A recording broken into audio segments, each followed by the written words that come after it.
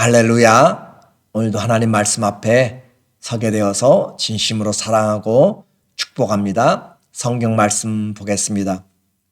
민수기 30장 1절입니다. 모세가 이스라엘 자손 지파의 수령들에게 말하여 이르되 여호와의 명령이 이러하니라.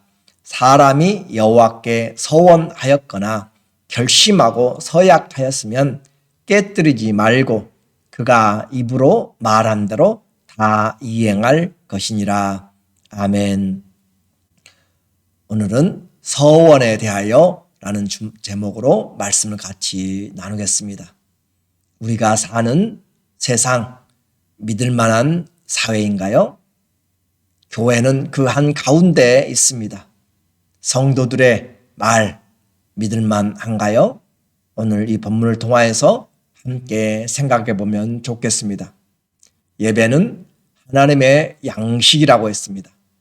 하나님께 드리는 헌물이라고 했습니다. 하나님이 받으시는 향기로운 것이라고 했습니다. 인생에서 예배보다 더 하나님께 영광이 되는 것은 없습니다. 예배는 돈으로 또 예배는 다른 어떤 것으로 주님이 요구하는 것보다 우리의 마음과 뜻과 힘을 다하여서 하나님을 사랑하는 경외함으로 드리는 것이 예배입니다. 그 마음에서 나오는 기도, 찬양, 섬김, 예물 모든 것들이 하나님이 받으시는 것입니다. 하나님은 속지 않습니다.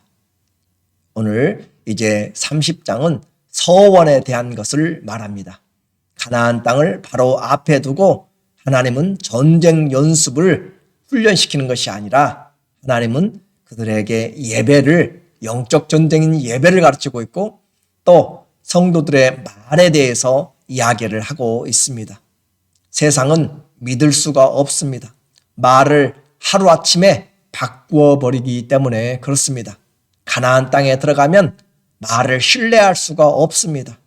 오늘 이스라엘은 그 가나안 땅에 들어가기 전에 말에 대한 책임을 가져야 됩니다. 성도도 이 땅을 살아가면서 말에 대한 책임을 가져야 되는데 그것이 바로 오늘 서원이라고 하는 것으로 우리에게 구체적으로 약속이 되어집니다. 말은 씨가 있습니다. 내 생각 아무리 머릿속에도 해도 전달하지 않으면 의미가 없습니다. 그래서 말을 하게 되고 그 말을 들은 상대방은 이해를 하든지 오해를 하든지 하게 됩니다. 말은 씨가 되고 말은 생명력이 있습니다. 그래서 말은 함부로 하면 안 됩니다. 연예인들도 악플을 달아서 그 말의 상처로 인하여서 칼에 찔림보다 더 큰 상처를 입습니다. 우리는 칭찬의 말을 합니다. 말은 사람을 일으켜 세웁니다. 그래서 사랑과 선행으로 격려하라 라고 합니다. 내 생각 말로 표현됩니다. 성도들 하나님의 사랑, 성도 사랑 다 말로 표현됩니다. 그러므로 내 입술로 기도하는 것이고 내 입술로 찬양하는 것이고 내 입술로 함께 교제하는 것입니다. 하나님도 우리에게 너의 말이 내 귀에 들린 대로 시행하겠다라고 말합니다. 민수기 14장 28절 그들에게 이르기를 여호와의 말씀에 내 삶을 두고 맹세하노라. 너희 말이 내 귀에 들린 대로 내가 너희에게 행하리니.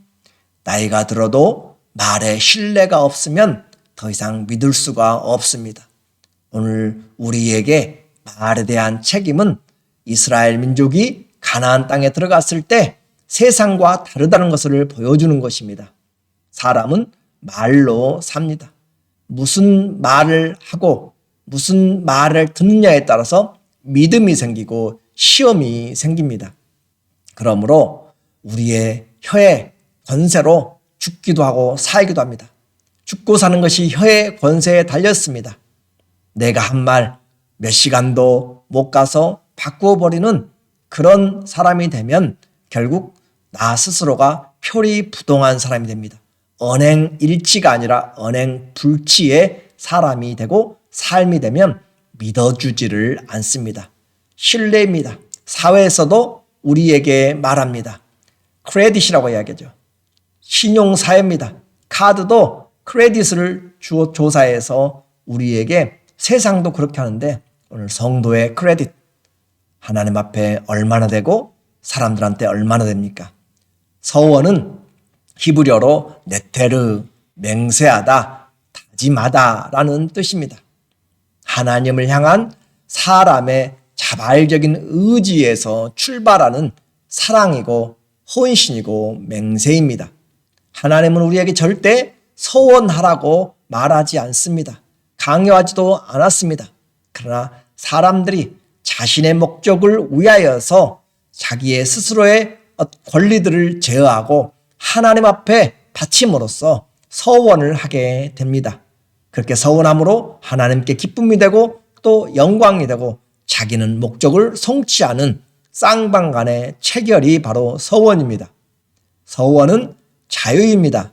하나님은 절대 강요하지 않습니다. 그러나 자유인데 일단 서원을 하게 되면 지켜야 합니다. 왜냐하면 하나님의 이름으로 했기 때문에 그렇습니다.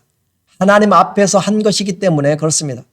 하나님을 증인으로 하나님 앞에 맹세하면 하나님이 우리의 모든 것에 지켜보시는 그 심판자가 되고 증인이 됩니다.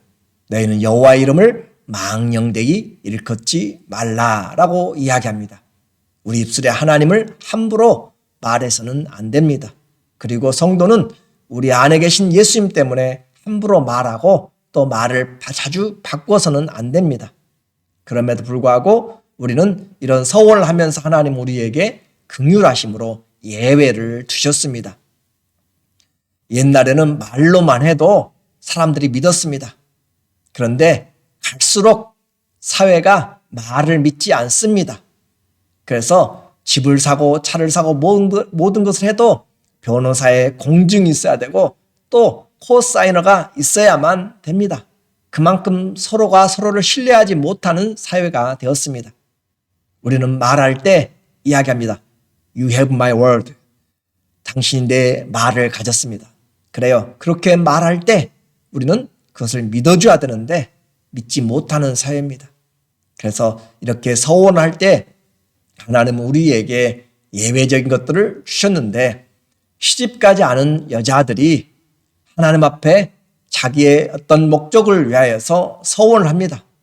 그러나 그 서원은 아버지에게 결정에 의하여서 그가 지킬 수도 있고 또 용서함 받을 수도 있습니다. 30장 2절에 사람이 여호와께 서원을 하였거나 결심하고 서약하였으면 깨뜨리지 말고 그가 입으로 말한 대로 다 행할 것이니라.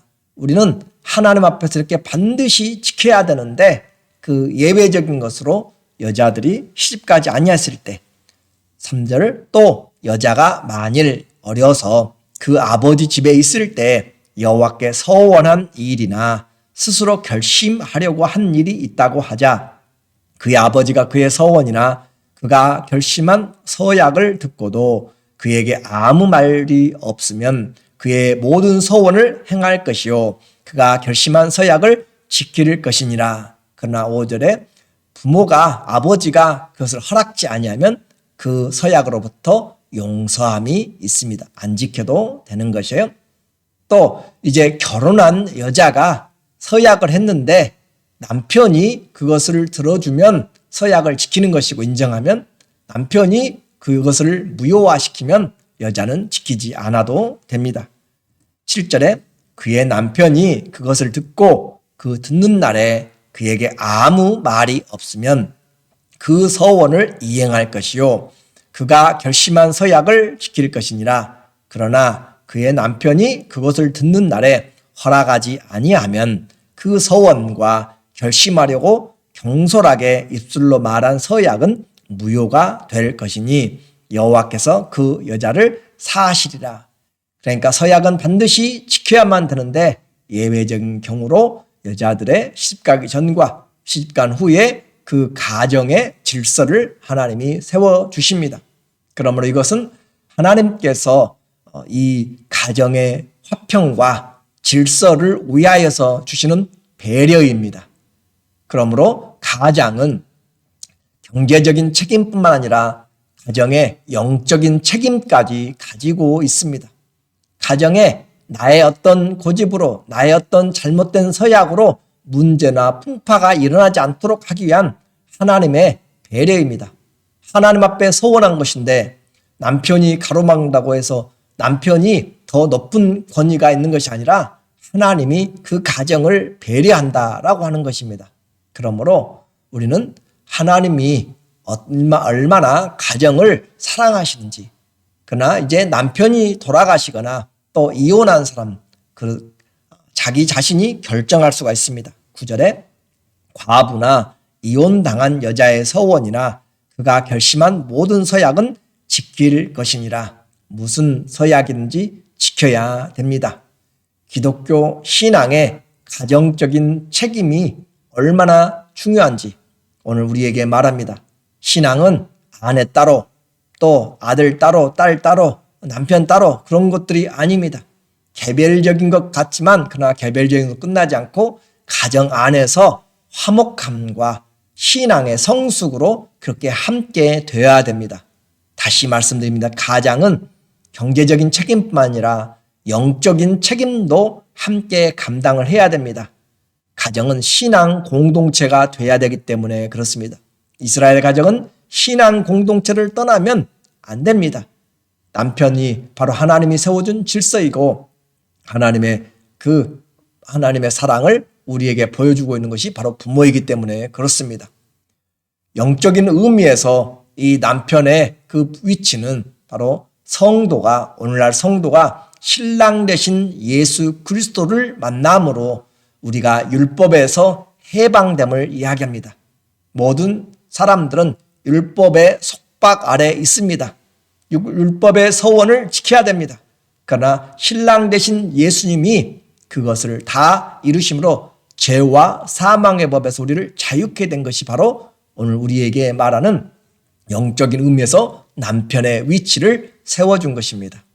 오늘 서원의 목적은 하나님 앞에 자신의 인생을 맡기는 체결이고 또 내 인생 변화를 위하여서 성숙을 위하여서 하나님께 영광을 위해서 또 나의 간절한 이 목적을 위해서 하나님의 도움이 없이는 결단코 할 수 없기 때문에 하나님께 서원을 통하여서 주님의 도우심을 내 인생의 주님을 끌어들이는 것입니다.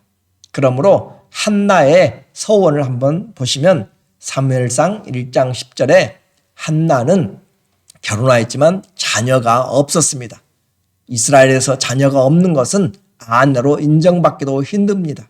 그러므로 둘째 부인인 분인나에게 정말 날마다 힘들고 어렵게 찬밥 신세로 그렇게 어려움을 당하고 원망 가운데 있는 그런 자입니다. 하나님의 저주가 자기 인생에 있다고 생각하는 이 한나, 예배하러 가서도 제대로 예배드리지 못하고 울고 있는 그런 모습입니다. 그래서 그가 서원을 합니다.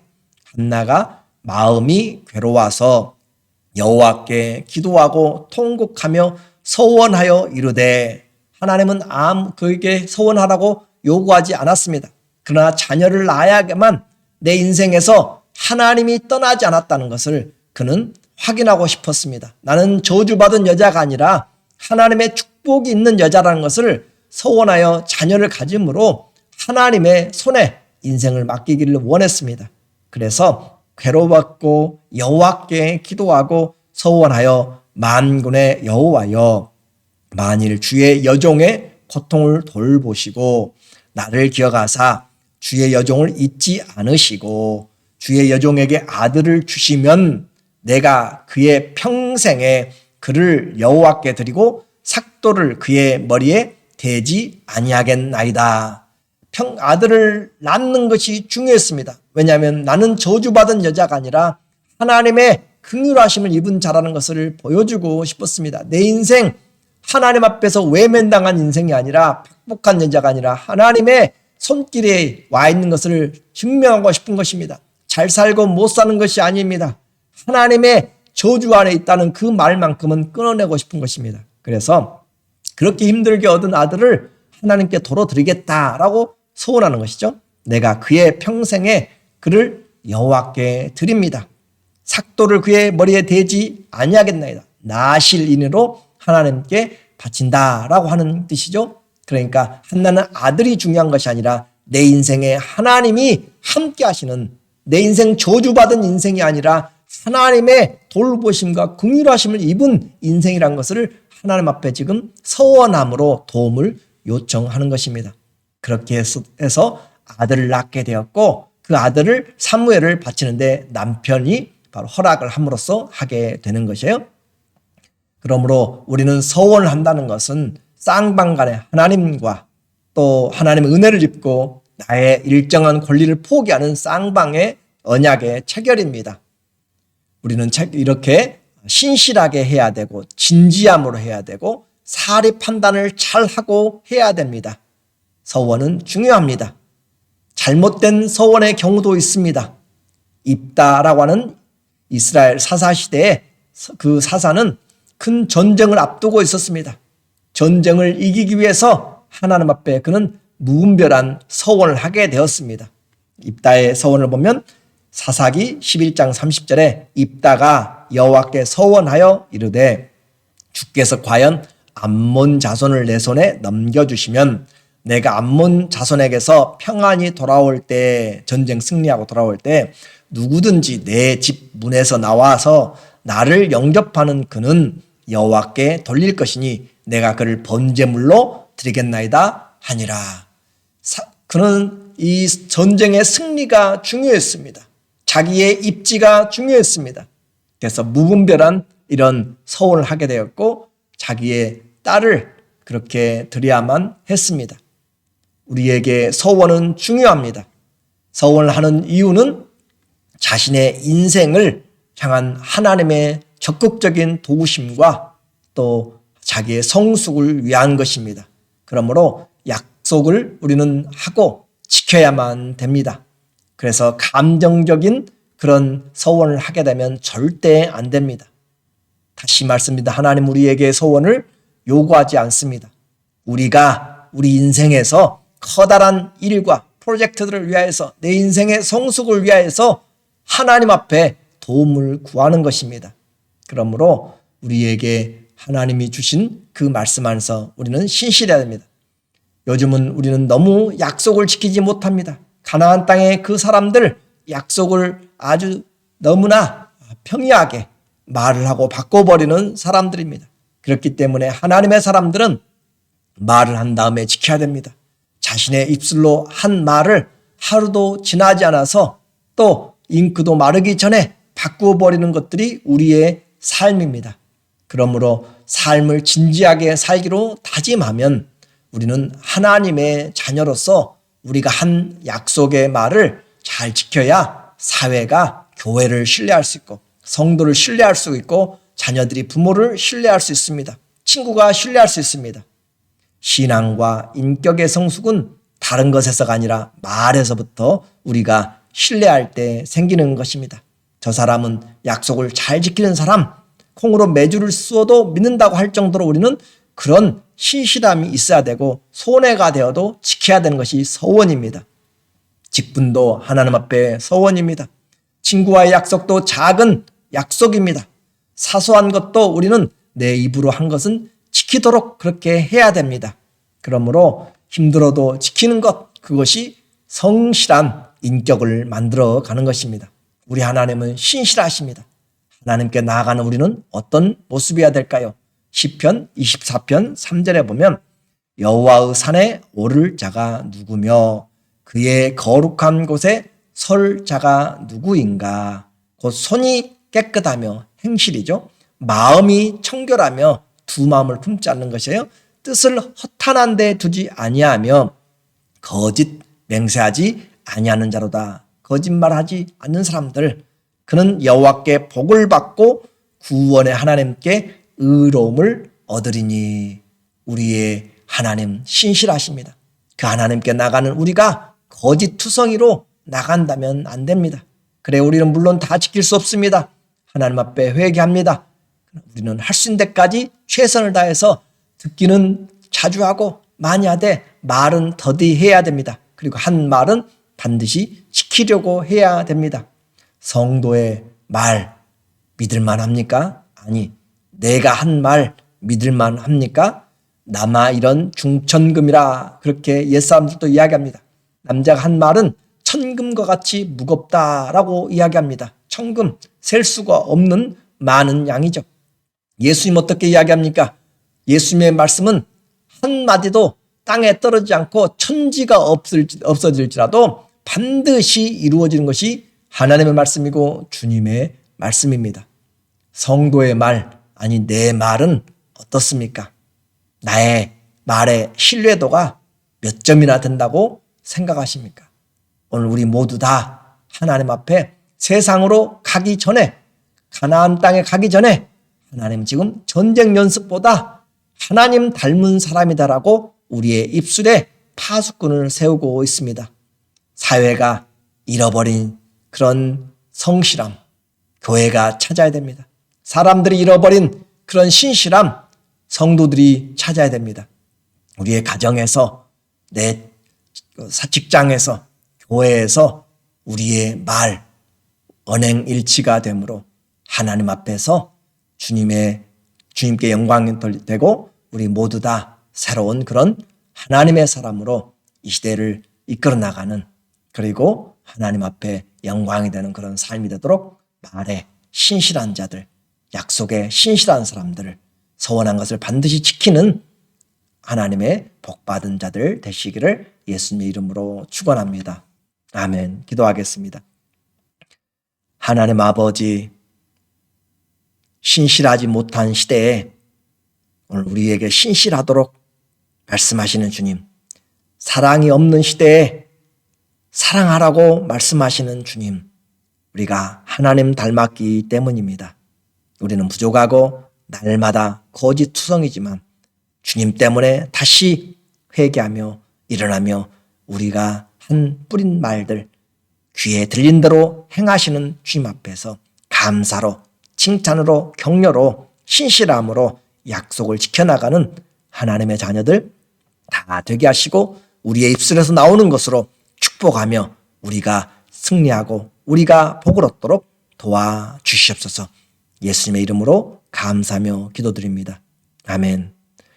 우리 때문에 가정이 새롭게 되고 직장이 새롭게 되고 교회와 목장이 새롭게 되고 내가 가는 곳곳마다 믿을 수 있는 그런 사람들로 세워져 나가는 그런 주님 닮은 여러분 모두, 우리 모두 되기를 다시 한번 부탁하고 사랑하고 감사합니다.